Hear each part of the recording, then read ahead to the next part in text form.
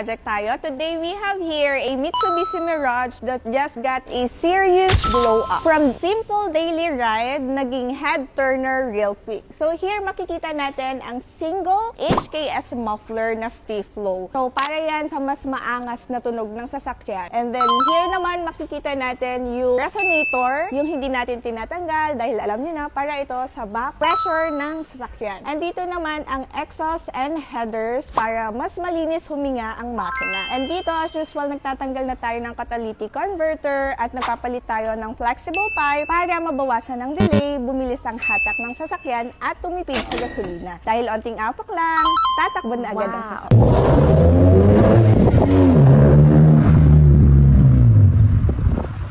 So from here, makikita natin, nag-upgrade na din si Sir ng kanyang air intake for the aggressive airflow. And as you can see, this isn't a Mirage anymore. This is a street-ready project. Mas pogi, mas maangas, mas buhay ang hata. Small car, big attitude. So pakinggan natin yung magiging tunog.